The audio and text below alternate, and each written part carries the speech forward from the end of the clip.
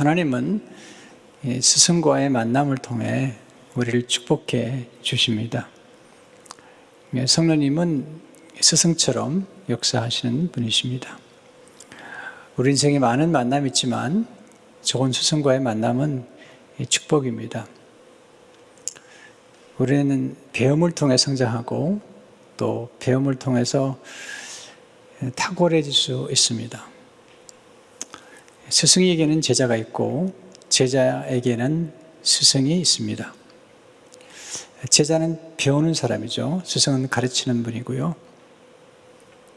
훌륭한 스승과의 만남이 소중한 까닭은 훌륭한 스승은 제자 안에 감추인 잠재력을 드러내어서 키워주기 때문입니다. 인간은 스스로 위대한 인물이 될 수 없습니다.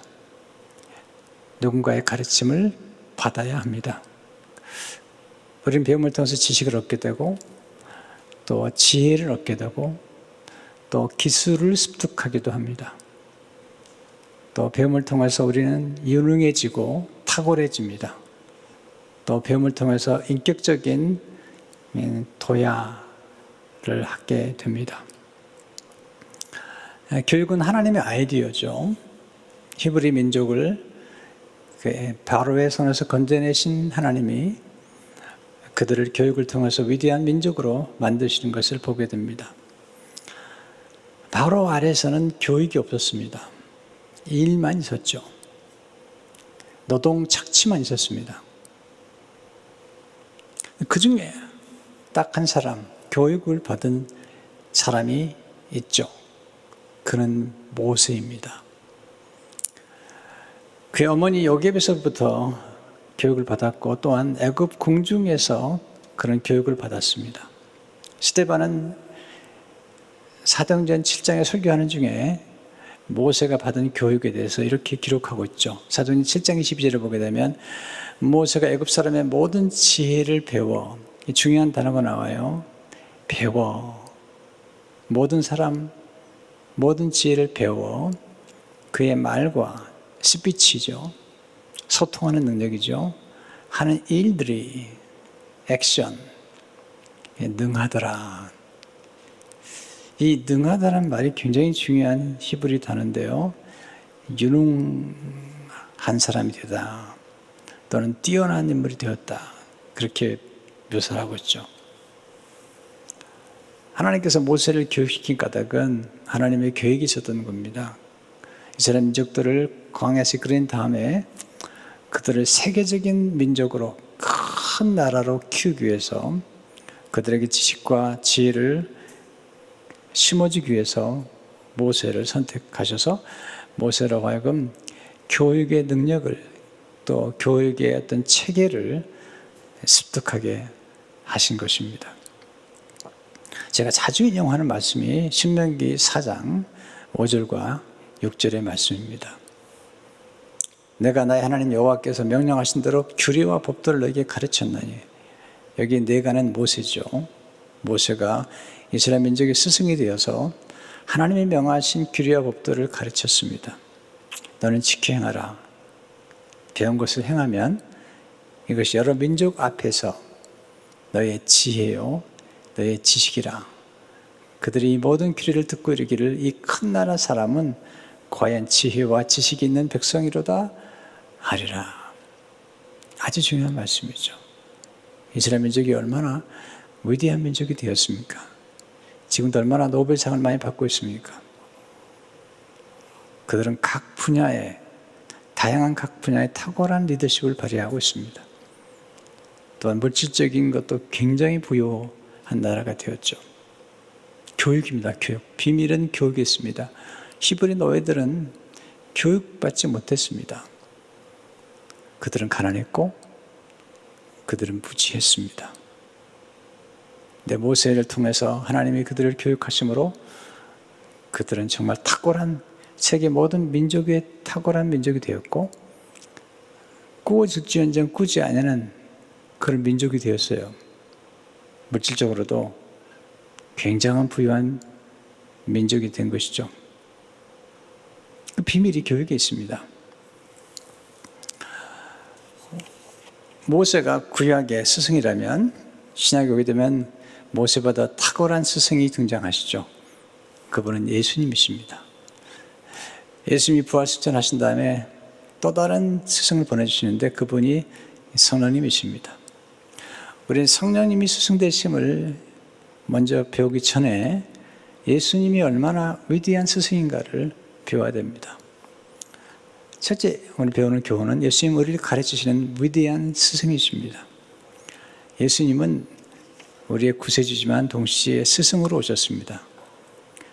예수님이 오셔서 제일 먼저 하신 게 뭐죠? 첫째로 예수님은 제자들을 선택하시고 부르셨습니다. 마태복음 4장 19절 20절을 보게 되면 말씀하시되 나를 따라오라. 내가 너희를 사람을 낚는 어부가 되게 하리라 하시니 그들이 곧 그물을 버려두고 예수를 따르니라. 예수님께서 나를 따라오라고 하신 이 말씀은 스승이 제자를 부른 말씀이에요. 스승을 따라가는 것입니다. 예수님께서 제자들을 선택할 때 신중했어요. 성경에 보면 70인의 제자도 있고 많은 사람들이 좀 따라갔지만 그 중에서 12명을 선택하셨습니다. 그리고 선택하기 전날 밤에 밤을 새워 기도하셨습니다. 아무나 선택하신 게 아닙니다. 누가복음 6장 12절 13절을 보게 되면 이때 예수께서 기도하시러 산으로 가사 밤이 새도록 하나님께 기도하시고 밝음에 그 제자들을 부르사 그 중에서 12를 택하여 사도라 칭하셨으니 예수님의 나이 30세 공생을 시작하시면서 20대 청년들을 제자로 삼으신 것입니다. 제자를 삼기 위해서 밤이 맞도록 기도하셨어요. 제자를 삼는 건 신중하는 것입니다. 왜냐하면 어떻게 보면 제자를 만나게 되면 정말 좋은 제자를 만나면 자기의 모든 걸 다 쏟아부어질 만큼 그런 헌신적인 삶을 살아야 되기 때문이죠. 두 번째, 제자들은 예수님의 부르심에 순종으로 응했습니다. 20절을 보게 되면 그들이 곧 그물을 버려두고 예수를 따르니라. 제자가 되는 사람에게 가장 중요한 덕목이 있다면 그것은 순종입니다. 또한 겸손입니다. 교만한 사람은 결코 배울 수가 없습니다. 제자가 많잖아요. 교회도 보면 교회는 많은데 제자가 많지 않아요. 저의 가장 큰 관심은 교회에 오신 분들을 예수 그리스도의 제자로 삼는 것입니다. 자, 제자가 되기를 갈망하는 사람에게 먼저 중요한 것은 스승이 필요해요. 스승의 중요성을 깨달아야 돼요. 또한 스승이 없이 어찌 제자가 되겠습니까? 뿐만 아니라 제자가 되는 사람은 반드시 순종해야 돼요. 그리고 겸손해야 됩니다. 스승을 존중하지 않고 어떻게 제자가 올바른 배움의 길을 갈 수가 있겠습니까? 가룟 유다는 예수님의 제자로 초청을 받았지만 예수님에게 순종하지 않았습니다. 그런 예수님의 배움을 거절했던 사람이죠. 너무 아쉽잖아요. 세 번째, 예수님은 제자들 안에 있는 가능성을 보시고 그들을 키우셨습니다. 훌륭한 스승은 제자를 보면 본인도 알지 못하는 가능성을 보죠. 말씀해 주시죠. 루스티 베르쿠스라는 사람의 말을 제가 좋아해요. 인생에는 가끔 신비한 만남이 찾아와서 우리를 인정해주고 우리가 어떤 사람이 될 수 있는가를 일깨워준다. 그래야 우리가 가진 큰 가능성이 비로소 빛을 발하기 시작한다. 스승이 그만큼 중요한 거죠. 왜냐하면 우리 안에 있는 큰 가능성을 빛나게 만들어주기 때문이죠. 예수님이 시몬 베드로를 만났을 때 베드로 안에 있는 가능성을 말씀하시죠. 원래 그 이름 시몬이죠. 요한복음 1장 42절을 보게 되면 데리고 있기로 오니 예수께서 보시고 이르시되 내가 요한의 아들 시몬이니 장차 개발하리라 하시니라. 개발은 번역하면 베드로라. 시몬의 이름이 요한의 아들 시몬인데 장차 앞으로 미래지향적이죠. 예수님께서 그를 키우심으로 그가 아람어로 게바는 헬라어로 페트로스입니다. 반석이라는 거죠. 여러분 성경 보시면 반석이라는 이 단어를 아무에게나 사용하지 않습니다. 하나님께 사용하는 거예요. 요한 나의 반석이시니 그리스도는 반석이라는 거죠. 네, 그런 단어를 베드로, 게바, 곧 시몬에게 붙여준 것입니다. 그리고 그 가능성을 드러내서 키우신 것을 볼 수가 있습니다. 네 번째, 예수님은 제자들을 교육과 훈련을 통해 키우셨습니다. 교육과 훈련은 하나님의 아이디어죠. 가르치는 것입니다. 예수님께서 제자들을 부르시고 그리고 마태복음 4장에서 부르시고 5장에 가면 예수님께서 가르치기 시작하죠. 마태복음 5장 1절 2절을 보면 예수께서 무리를 보시고 산에 올라가 앉으시니 제자들이 나온지라 입을 열어 가르쳐 이르시되 내가 가르치셨다. 제자들이 나온지라. 잘 보셔야 됩니다. 우리가 교회 다니지만 제자도 곧 제자의 삶을 살려는 갈망을 가져야 됩니다. 우리는 그냥 교인으로 부름받은 사람들이 아니잖아요. 제자로 부름받은 사람들이란 말이죠. 그렇기 때문에 제자의 가장 중요한 것은 배우는 것이고 또 선생님, 스승의 가장 중요한 것은 가르치는 것입니다. 예수님은 제자들에게 많은 걸 가르치셨습니다. 하나님의 나라와 의를 가르치셨고 특별히 우선순위를 가르치셨죠. 마태복음 6장 33절을 보게 되면 그런즉 너희는 먼저 그의 나라와 그의 의를 구하라. 그리하면 이 모든 것을 너에게 더하시리라. 또한 인간관계, 황금률을 가르치셨죠. 마태복음 7장 12절을 보게 되면 그러므로 무엇인지 남에게 대접을 받고자 하는 자는 대로 너희도 남을 대접하라. 이것이 율법이요 선지자니라. 특별히 예수님은 하나님의 나라에 대해서 말씀하셨는데 하나님의 나라와 겨자씨와 같다. 그 특징이 처음엔 작은데 점점 자란다는 거죠. 예수님은 이 작은 것 속에 담긴 무한한 가능성, 씨앗 속에 담긴 무한한 가능성을 아주 자주 말씀하셨어요. 마태복음 13장 31절 32절이면 또 비유를 들어 이르시되 천국은 마치 사람이 자기 밭에 갖다 심은 겨자씨 하나를 같으니 이는 모든 씨보다 작은 것이로되 자란 후에는 풀보다 커서 나무가 되며 공중의 새들이 와서 그 가지에 깃들이니라. 이 씨앗, 작은 겨자 씨앗을 심는 원리. 하나님 나라는 농작의 법칙이 아주 중요해요.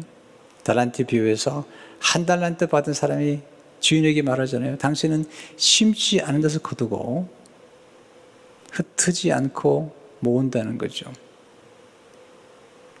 그랬더니 예수님께서 한 달란트 받은 사람에게 말씀하시죠. 이 악하고 게으른 종아, 내가 심지 않은 데서 거두고 흩트지 않고 모은다고 생각하느냐. 이 악한 게으른 종아, 그 달란트를 은행에 저금해서라도 이자라도 남겨야 되지. 이 게으르고 악한 종아. 예수님은 금융 지식도 가르치신 분이에요. 예수님은 돈에 대해서 자주 말씀하셨어요. 그리고 올바로 가르치셨죠. 돈이 우상이 되지 않도록. 그러나 돈이 중요하다는 사실은 가르치셨죠. 예수님은 특별히 실패를 통해서 가르치셨어요. 제자들이 실패하고 또 심지어는 배신. 예수님 배신을 당했죠. 또 배신을 친히 당하실 뿐만 아니라 배신은 어떻게 반응했는지도 가르치셨죠. 또한 고난을 통해서 가르치셨죠. 제자들을 고난이 얼마나 중요한지. 우리는 고난을 싫어하지만 이거 아시죠? 예수님이 탄 배에도 풍랑은 찾아왔습니다. 예수님의 생애 가운데 절정은 십자가, 고난이시잖아요. 우리 인간은 고난을 통해서 성장하게 되어 있기 때문에 제자들에게 고난의 중요성과 필요성, 그리고 고난에 대한 올바른 이해와 그 고난에 대해서 어떻게 반응할 것인지, 태어나면서부터 보지 못했던 시각장애인 그 고난에 대한 문제잖아요. 누구의 죄냐고 얘기하니까 예수님께서 누구의 죄도 아닙니다. 하나님의 영광을 드러내기 위해서 임한 고난이라고 말씀하셨어요. 고난에 대한 새로운 해석을 제자들에게 가르치신 것을 보게 됩니다. 예수님의 제자 양육의 궁극적인 목표는 인격이에요. 도덕성, 또 인격, 성품을 가르치는데 주님이 많이 힘쓰셨죠. 다섯 번째, 예수님은 제자들을 모든 민족을 제자로 삼는 스승으로 키우셨어요. 제자 양육의 목표는 재생산이죠. 제자로 성장한 다음에 이제 본인이 선생이 되는 거죠. 본인이 스승이 되어서 다른 사람들을 양육하는 것입니다. 마태복음 28장 19절 20절을 보게 되면 그러므로 너희는 가서 모든 민족을 제자로 삼아 아버지와 아들과 성령 이름으로 세례를 베풀고 내가 너희에게 분부한 모든 것을 가르쳐 지키게 하라. 가르치지만 말고 지키게 하라는 것입니다. 우리가 다른 사람을 제자로 삼고 모든 민족을 제자로 삼는 것이 선교라고 볼 경우에 우리가 보십시오. 먼저 우리가 제자가 돼야죠. 전 교회에서 이 일을 잘하는 분들은 좀 많이 봤어요. 이 일은 익숙해 있어요. 여러 가지 교회 일을 잘하는데 제자로 성장하지 않아요. 이 일이 익숙해 있습니다. 그래서 이 일을 잘하면 일꾼은 되는데 제자가 아닌 분들을 많이 봤어요. 제자가 되려면 교육을 받아야죠. 일정한 기간 동안에 교육을 받아야죠. 제자 훈련을 받지 않고 어떻게 제자가 되겠습니까? 또 제자가 된 다음에 다른 사람을 양육해 본 경험이 꼭 있어야 됩니다. 저는 두 가지를 좀 물어보고 싶어요. 여러분의 스승은 누구십니까?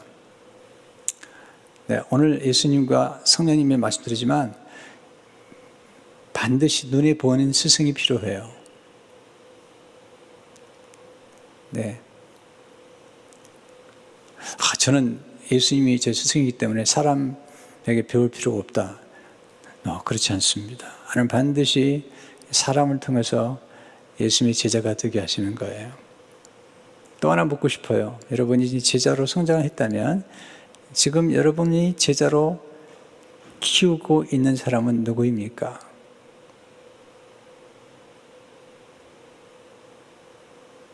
일부 예배를 마치고 저희 부목사님 한 분에게 물었습니다. 목사님은 제자를 몇 명이나 키우고 있습니까? 네, 기억할 만큼 그리고 의도적으로. 네, 교육은 의도적이어야 됩니다. 내가 제자가 된다는 것도 의도적이어야 됩니다. 선택하고 또 따라야 됩니다. 그처럼 누군가를 제자로 삼을 때는 그 제자로 삼는 사람에 대해서 의도적인 선택과 함께 의도적인 교육이 필요한 것입니다. 묻고 싶습니다. 여러분에게 좀 도전적인 말씀이긴 하지만 여러분이 머릿속에 마음속에 나는 누구누구를 제자로 삼고 있다. 그에게 어떻게 기도하며 어떻게 하나님의 말씀에 순종하며 어떻게 내 경제생활을 하며 어떻게 예배를 드리며 어떻게 큐티를 하며 어떻게 성경을 이해하며 이런 부분들에 대한 어떻게 예수님의 주제권 안에 살고 있는지 어떻게 성경을 암송하는지 또 성경을 암송한 것을 어떻게 영적 전쟁에 사용하는지 이런 부분에 대해서 구체적으로 양육을 하고 있는지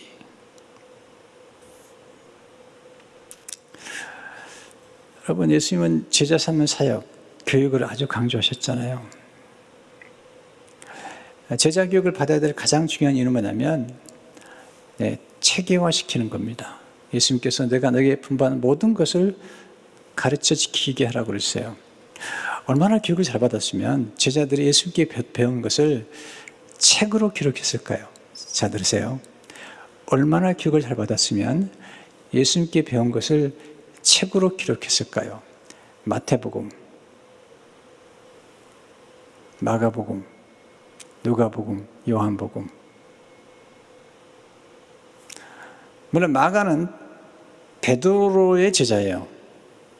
자, 예수는 베드로를 가르쳤고 베드로는 마가를 가르쳤는데 마가가 얼마나 잘 배웠으면 마가복음을 기록한 거죠. 그러니까 저희 교회는 우리 어운천 목사님이 만든 새생명 아카데미라는 교재를 가지고 제자들을 양육하고 있죠. 왜 중요할까요? 이 제자 훈련을 받는 과정이 왜 중요할까요? 그 이유는 뭐냐면 이렇게 교육을 받으면서 우리는 체계화시키고 그것을 전수할 수 있도록 책으로 글로 남겨야 됩니다.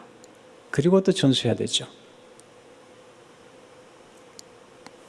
예수님이 책을 남기지 않으셨다, 그렇게 말씀하셨는데 사실 남기셨죠. 왜? 제자들을 통해서. 저도 한때 예수님이 별로 체계를 잡지 않으셨다고 말씀드린 적이 있는데 아니에요. 체계화되지 않았다면 절대로 책으로 나올 수 없습니다. 예수님이 일정한 체계를 가지고 제자들을 양육했고 제자들은 그 체계를 가지고 그 복음서를 남겼습니다. 이 글로 남긴다는 게 굉장히 중요하고요. 또 책을 통해서 배우는 것도 아주 중요한 것입니다.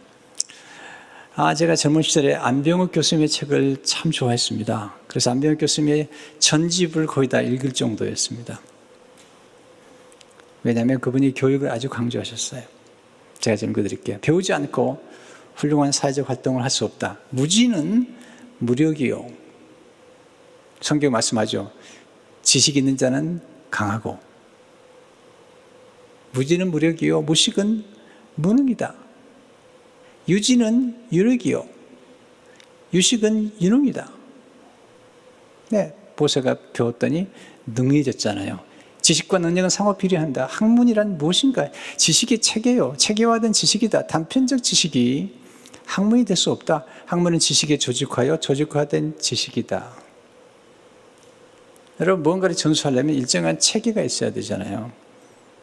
이것은 예능과 예술, 그리고 문학, 그리고 모든 분야에, 이공계도 마찬가지죠. 일정한 제자를 양육하려면 일정한 체계가 있어서 조직화된 것들을 전수하게 되고 그걸 잘 배워서 삶에 적용하는 것들이 중요한 것입니다.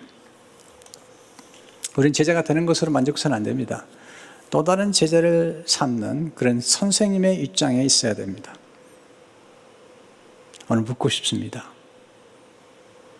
여러분 마음 깊은 곳에서 교회 와서 든지 아니면 누구든지 간에 여러분의 구체적으로 제자가 되는 법을 가르쳐 준 스승이 계셨는지요? 뿐만 아니라 그런 스승 아래서 교육을 받으셨는지요? 예수님은 성경 암송을 하셨어요. 그리고 마귀를 성경 암송으로 물리치셨습니다. 예수님은 구약을 많이 인용하셨어요.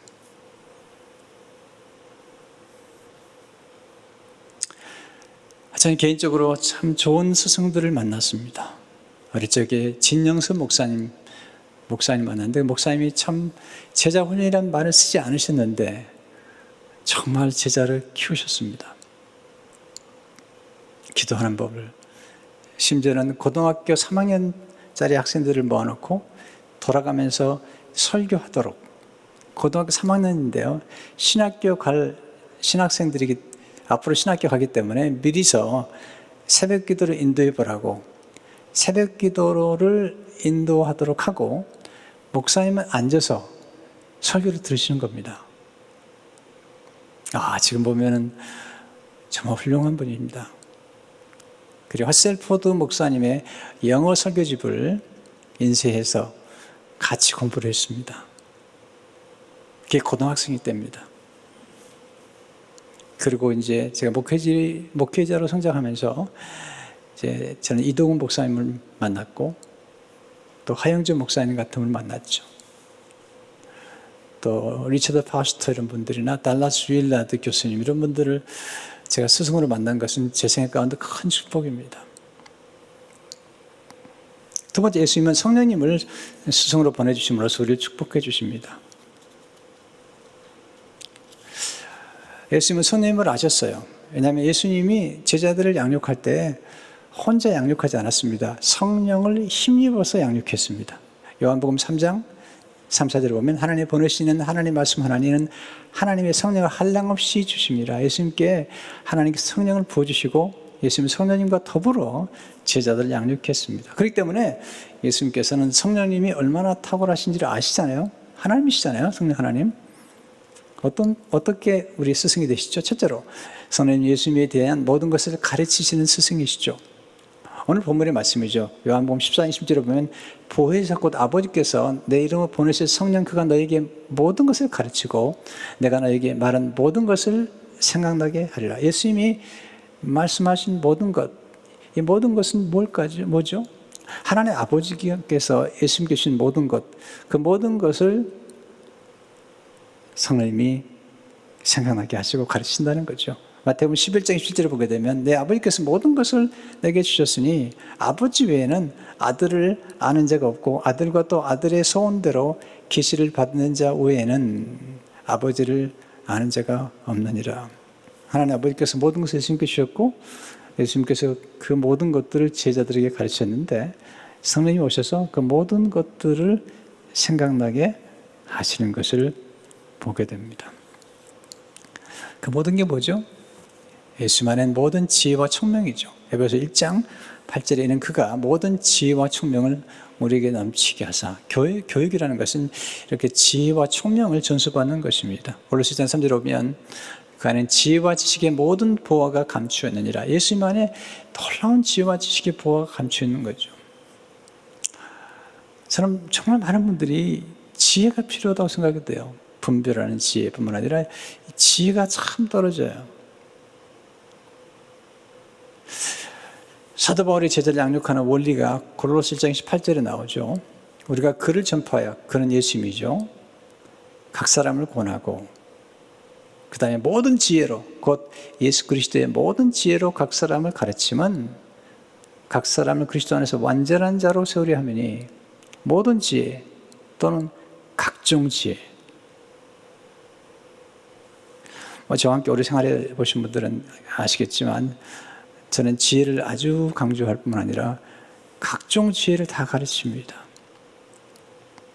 제가 결혼식 주례하려면 이제 신랑 신부에게 책을 추천하고 읽게 하고 제가 코치를 해줍니다. 그럴 때마다 제가 경험하는 기쁨이 뭐냐면 목사님 정말 몰랐어요. 정말 몰랐던 걸 배우게 돼요. 너무 놀라워요. 네. 그럴 때마다 큰 보람을 느끼죠. 코치를 해드린 거죠. 성령님은 지혜와 지식의 영이세요. 이사야 11장 2절을 보게 되면 그 위에 여호와의 영 곧 지혜와 총명의 영이요 모략과 재능의 영이요 지식과 여호와를 경외하는 영이 강림하시리니. 두 번째, 성령님은 예수님의 말씀을 생각나게 해주시는 스승이라. 생각나게 하신다. 20절에 보면 내가 너에게 말한 모든 것을 생각나게 하리라. 이 생각나게 해주신다는 말씀은 기억나게 해주신다는 거죠. 저는 이걸 정말 많이 경험했어요. 목회자로서 설교를 준비하고 책을 쓰면서 저는 성령님이 생각나게 해주시는 거죠. 오늘도 이 말씀을 준비할 때 성령님이 말씀을 생각나게 해주시는 거예요. 또 내가 읽은 책들을 생각나게 해주시는 거죠. 또 생각나게 해주시는 말씀은 깨닫게 해주신다는 거죠. 우리가 배운 것을 깨달아야지 열매를 맺잖아요. 또 우리에게는 깨닫는 분이 필요해요. 깨닫도록 도와주는 필요하죠. 네, 구스네시, 이리오페네시가 왔을 때 이사야서 53장에 있는데 깨닫지를 못하는 거죠. 하나님께서 빌립을 보내서 빌립을 통해서 그를 깨우쳐 주죠. 사도행전 3장 8장 30절을 보니까 대답하되 지도해 주는 사람이 없으니 어찌 깨달을 수 있느냐 하고. 여러분 꼭 지도를 받으셔야 됩니다. 빌립이 성령 충만해서 지도해 줌으로 예수님을 가르쳐 복음을 증거하죠. 사도행전 8장 35절에 보면 빌립이 입을 열어 이 글에서 시작하여 예수를 가르쳐 복음을 전하니.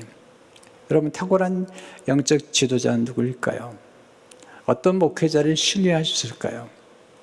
지금 목회자가 너무 많아가지고 성도 여러분들이 분별하셔야 됩니다. 네, 어떤 목회자가 진짜인지 아니면 훌륭한 분인지. 많이 속잖아요.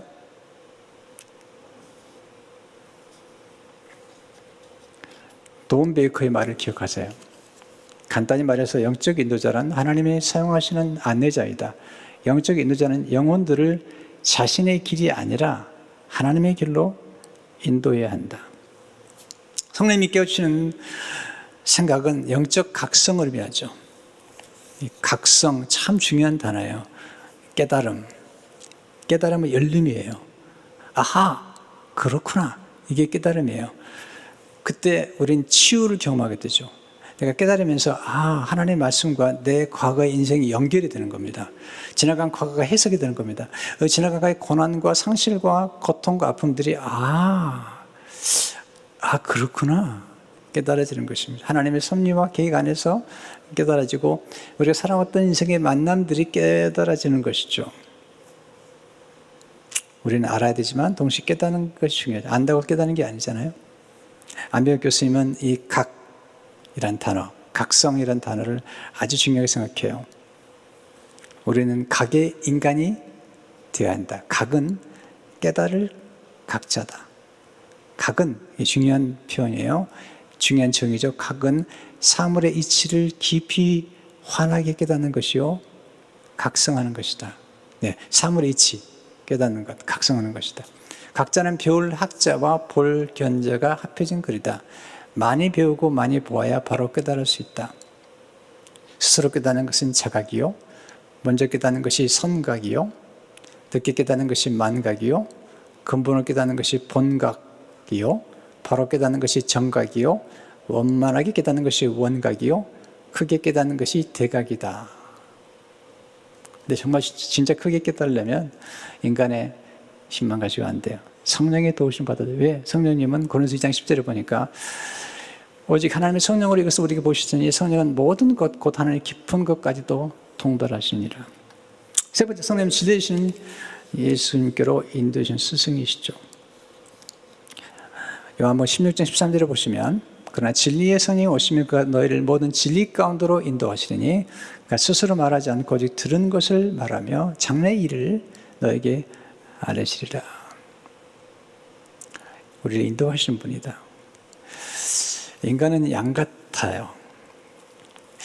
양은 스스로가 길을 찾지 못해요. 양은 길을 잃으면 원래 집으로 돌아오지 못해요. 양은 반드시 인도자가 필요해요. 목자가 필요해요. 그래서 다윗이 여호와는 나의 목자라고 그러잖아요. 푸른 초장으로 인도하신다. 의의 길로 인도하신다라고 말씀하고 있죠. 우리는 훌륭한 영적 인도자의 인도를 받아야 돼요. 훌륭한 영적 인도자는 누굴까요? 제자를 예수님께로 인도하는 사람이에요. 또한 진리의 말씀으로 인도하는 사람이에요. 성령님께 인도하는 사람이에요. 여러분, 제가 지금까지 여러분과 함께 목회하면서 제가 늘 전하는 게 누구입니까? 예수님입니다. 제가 글을 쓰든 책을 쓰든 마지막 결론은 그리스도이십니다. 또한 큐티를 강조하잖아요. 성경 통독을 강조하잖아요. 말씀을 직접 접하셔야 됩니다. 또한 성령님께로 제가 여러분을 인도하고 싶습니다. 성령님은 예수님을 증언하는 분이세요. 예수님은 진리시잖아요. 진리는 인격이에요, 인격. 이론일 수도 있지만 사실은 인격이죠. 예수님이 내가 진리라고 말씀하시잖아요. 진리. 성령님 하시는 뭐냐면 질 대신 예수님과 우리를 결혼시키는 거예요. 네, 연합시키는 거죠. 가장 위대한 일입니다. 진리 대신 예수님과 우리가 하나가 되게 하고 그리고 결혼하도록 만들어주는 것. 이게 성령님이 하시는 일이죠. 성령님은 자기를 드러내지 않으세요. 항상 예수님을 증거하세요. 왜냐하면 기독교는, 잘 들으세요. 기독이란 단어는 그리스도란 말이에요. 기독교는 그리스도가 없으면 기독교가 아니에요. 어떤 분이 굉장히 대단한 연설을 할지 모르지만 거기에 그리스도가 없다면 그건 가짜입니다. 그리스도는 하나님이실 뿐만 아니라 그리스도를 통해서 우리가 하나님 아버지를 만나게 되고 그리스도를 통해서 곧 성령님을 만나게 됩니다. 이단들은 말이죠, 성경을 굉장히 많이 인용합니다. 그러나 그들은 그리스도에게로 사람들이 인도하지 않습니다.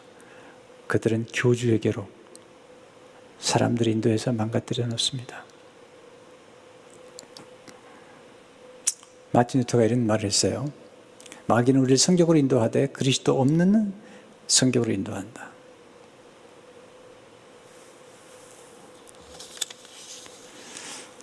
성령님은 예수님을 사랑하게 만들어요. 여러분, 가장 잘 배우는 사람은 스승을 존중하고 사랑하는 사람이죠. 비판하면서 배우지 못합니다. 가끔 보면 제 교회 안에서도 이렇게 목사님들을 자꾸 비판하고 또 목사님들이 좀 어리다고 함부로 하고 이런 분들이 계신데 좀 그렇지 않으면 좋겠어요. 정말 부탁드려요. 예수님이 30살에 시작하시잖아요. 또 사도들이 성령 충만 받아가지고 가르칠 때 그들이 20대였어요. 20대. 그러나 성령을 받았잖아요. 제가 75년에 신학교에 들어갔는데 그때가 만 18세였어요. 근데 교회 갔더니 선생이라는 타이틀을 주셨어요. 그리고 정말 존중해 주셨어요. 신학교 졸업할 때 신자들이 학교 와서 축하를 해줬어요. 네, 전도사인데 결혼식 하는데 온 교인들이 잔치를 해줬습니다. 네, 그렇게 존중해 줬어요. 그렇게 목회자들을 영적 인도자로 스승으로 존중해 줄 때 한국교회는 놀랍게 부흥했습니다. 지금은 물론 목사님들도 잘못한 게 많지만 너무 함부로 하시잖아요.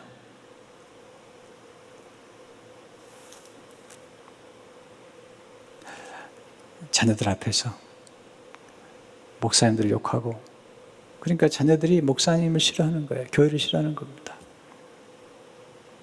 여러분, 이제 젊은 신학생들이 올라오면요, 아직 어리잖아요. 갈 길이 멀어요. 좀 기다려 주셔야 돼요. 함부로 말하지 말고요.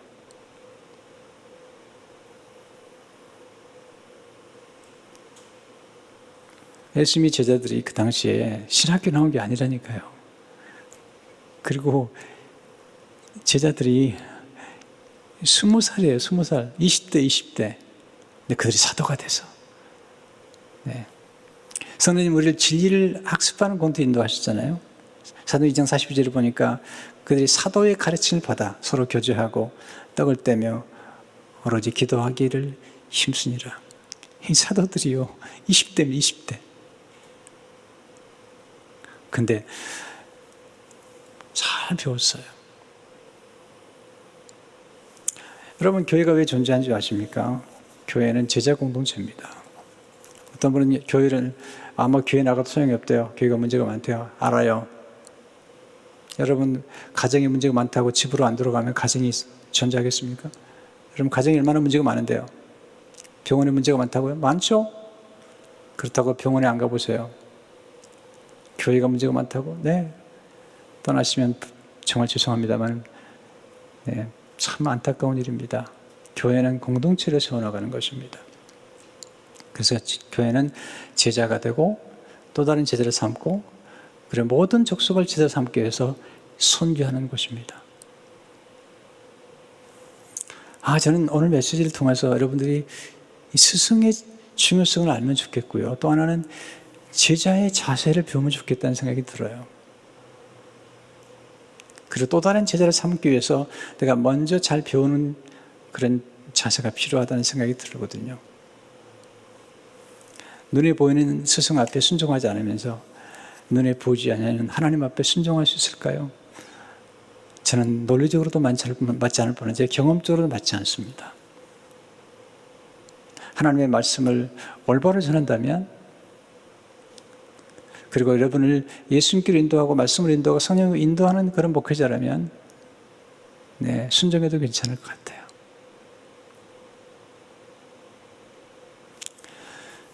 우리 다시 한번 교회 안에서 이 제자도를 회복할 필요가 있고 또 예수님도 성령님도 제자를 삼는 스승으로 오셨다는 사실을 기억하고 다시 한번 우리 교회들이 제자 삼는 사역에 눈을 열고 그리고 말씀과 예수님과 성령님을 의지할 뿐만 아니라 교회에 세운 목사와 교사들 통해서 제자의 길을 걸어가는 우리 모두가 되기를 주의 이름으로 축원합니다. 기도하겠습니다. 하나님 아버지, 교회가 참 문제가 많습니다. 하나님, 언제부턴가 이 제자의 삶은 사라져버리고 하나님, 본질을 놓쳐버린 채로 어려워진 상황입니다. 다시 한번 예수 그리스도의 교회의 모습을 갖게 하시고 또 그리스도의 몸으로서의 공동체가 형성이 돼서 제자가 되고 또 다른 제자를 삼는 그리고 우리 스승 되시는 예수님과 말씀, 성령님을 따라 성령 충만한 제자들이 많이 나오도록 축복해 주옵소서. 예수 이름으로 기도합니다. 아멘.